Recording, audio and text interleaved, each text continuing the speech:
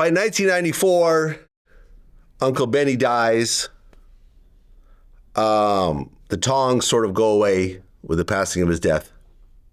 I mean, they still exist, but they're known as the tigers without teeth. Yeah. Because all the RICO cases basically tore a lot of them down. Yeah, correct. Your father dies around the same time as well. Right. And then you decide that you're not going back to the Ghost Shadows. Yes. What made you make that decision?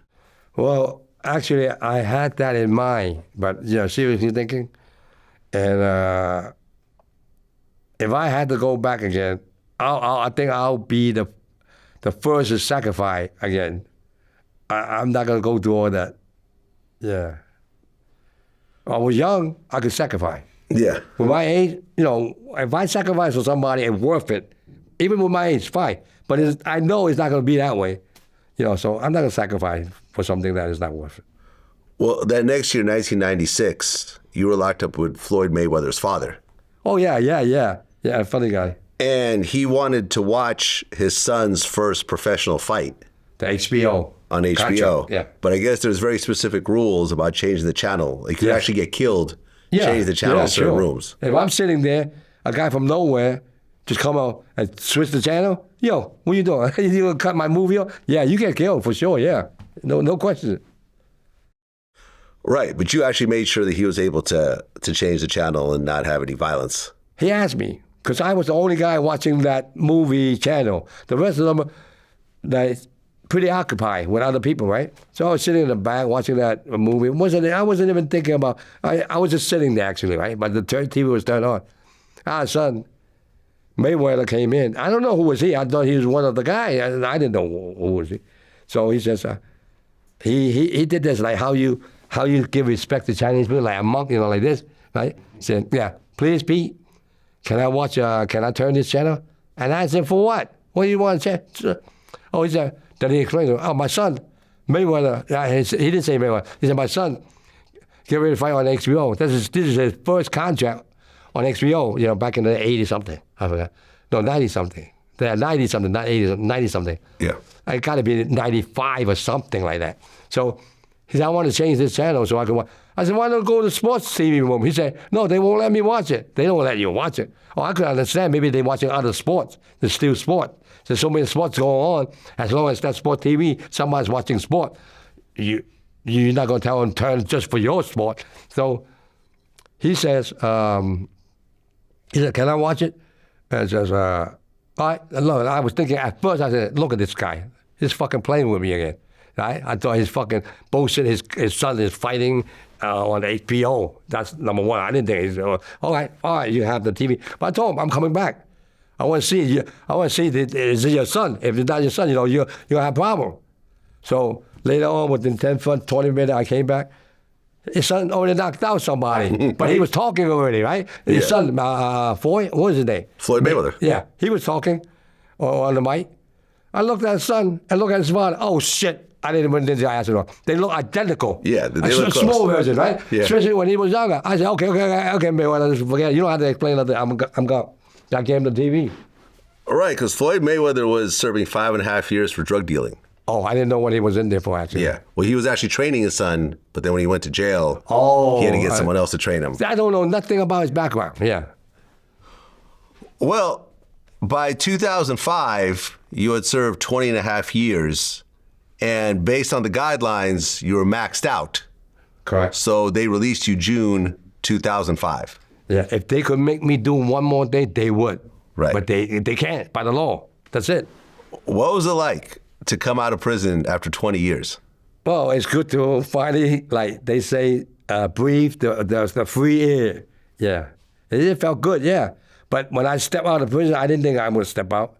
I thought they're going to have another thing waiting for me at the door, which they have plenty of time with other people.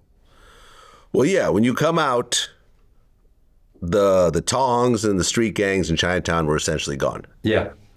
And I'd interviewed China Mac.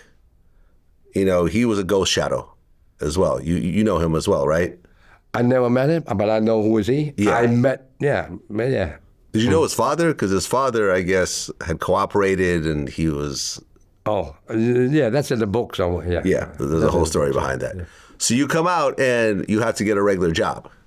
Yeah. So this is your first real job in your life. Supposedly, yeah, but when I first got out, no, it wasn't a job. Yeah, but later on, you end up getting a driver job. Yeah. You know, That's a it was real your job. first traditional job at the age of Yeah. at the age of 46. Yeah. So what was it like working a 9-to-5 job at 46 I like for the first it. time? Yeah. Yep. Even now today, I like to work. Yeah. Well, and you know, some of the former members of the Flying Dragons, the Hip Sing, the Tong On, they actually wanted to sit down with you and talk. Yeah. How were those conversations? Well, I had a lot of pros that when I came home. Oh, I have 10 unit. You know what unit is, right? Like 10 bricks. For me, you know, to do something with. I said, the first thing, you're gonna wait 20 years to wait for me, huh? Well, how you say it? To make money, to put money in my pocket. In other words, you must be fucking crazy. So I don't want nothing like that. When I came home, I decided if I could make money in a legitimate way, I could do it in a legitimate way. You know what I'm saying? I could do it the right way. So, yeah, I wasn't worried about nothing like money or something like that. So I told him, I said, no, don't even try that shit with me. Go somewhere else. Well, yeah, you end up starting legitimate businesses. You had a karaoke club in Queens called Chopsticks. Yeah, still there today. Still there.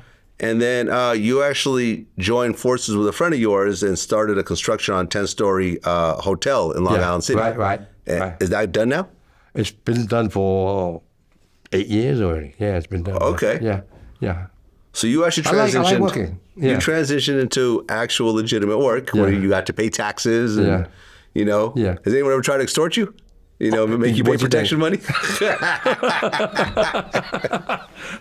What's your name? Probably not. And once you got out, you reconnected with Potato, Yeah. who, you know, did the shooting that didn't work out. Yeah. As well as Nikki Louie. You guys are friends now? Yeah. That's it. Okay. But when you look at the original 1985 indictment, 4 of the 25 ghost shadows are still fugitives. Yes. So they probably left the country somewhere? Or? Yeah, they're not here no more. Yeah. Okay. They're not in the United States. And then this year you drop your book, In the Ghost Shadows, the untold story of Chinatown's most powerful crime boss. Well, everything is written over there everywhere. I check 100 times over what my writer Eric did, right?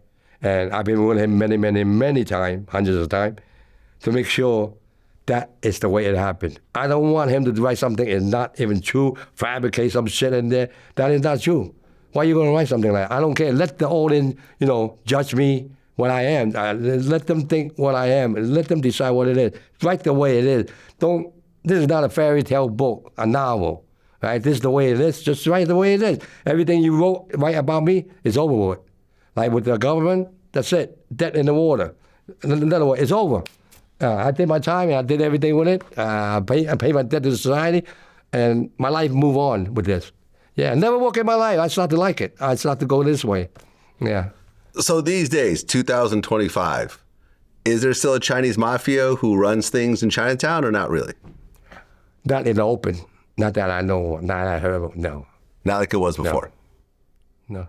If you be in a trailer for extortion, you be in there tomorrow. Quick.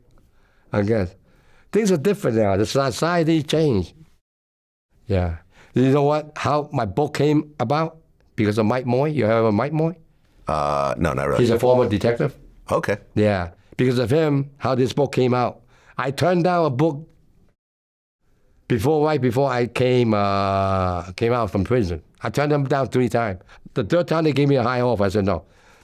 Because they said, well, you don't have to tell us everything about when you landed here. After you landed here, you don't have to tell us that. But we want your story before that. That is nobody knew until I told Eric about it. So I kept it to myself all the time. It's very painful to talk about. So I says, the writer says, you don't have to tell us about this, but you have to tell about this before you landed in the United States. I said, that's very painful. That's the part I cannot give it to you. I'm not going to give it to you. So I turned them down 3 times. Until Mike Moy came along and convinced me and to do this book. He says, someday, somehow in the future, somebody pick up your book and read it, and they could help one person. That's what he said. And they could help one person. That's more than enough. That really touched my heart. Nowadays, I felt I more or less, I like to work with people that help other people. Yeah, I want to. Well, Peter Chin, I appreciate you coming in, doing your first interview ever. Yeah, this is my first. Your first interview ever, and it's a hell of a book, man. We read through it. There's a lot more. Yeah, I loved it, man. Wow. I loved it. This only covers a small piece of it. It goes into a lot more detail, all these stories. They call that galley, that book, but that's not whole win. That's not. Some of them is not the way, how correct that book is. There's an editor, in other words. Yeah. So, the edit one, that is going to be out on 21st. That is the last edit. So everything, I read through it and everything, what I told him, that's the way I want him to write it that way. That's it. Well, that's what it is, man. I appreciate you coming in. Wish you all the best. Oh, thank you. All right. Until next time. Peace.